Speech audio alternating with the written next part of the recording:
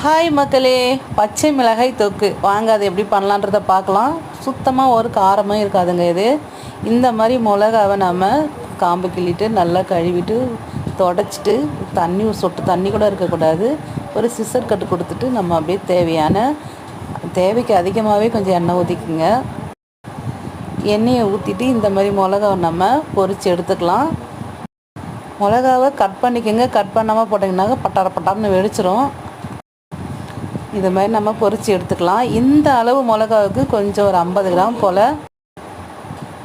Gram போல் நம்ம வெள்ளை உளுந்து எடுத்துக்கலாங்க.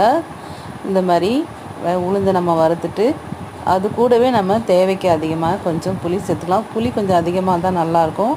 இதை அப்படியே ஆற வச்சுட்டு தேவையான உப்பு போட்டு நம்ம நைஸாக அரைச்சிட்டு தாளிக்கும் போது கடுகு, காஞ்ச மிளகா தேவைன்னா போட்டுக்கலாம், இல்லை கருவேப்பிலை போட்டு நம்ம தாளிச்சிட்டு இது மாதிரி எண்ணெயும் இந்த துவையிலும் பிரிஞ்சு வர அந்த தொக்கும் பிரிஞ்சு வர டைமில் நம்ம கொஞ்சமாக வெல்லம், கொஞ்சமாக பெருங்காயப்பொடி அதையும் நல்லா போட்டு இந்த வெல்லம் கரையிற வரைக்கும் நல்லா வதக்கி எடுத்தோம்னாக்கா சூப்பரான ஒரு மிளகா தொக்கு ரெடி ஆகிடுங்க. செம்ம டேஸ்ட்டாக இருக்கும் இது.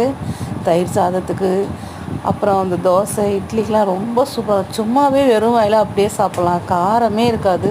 நல்லா சூப்பராக ஃப்ளேவராக செம்ம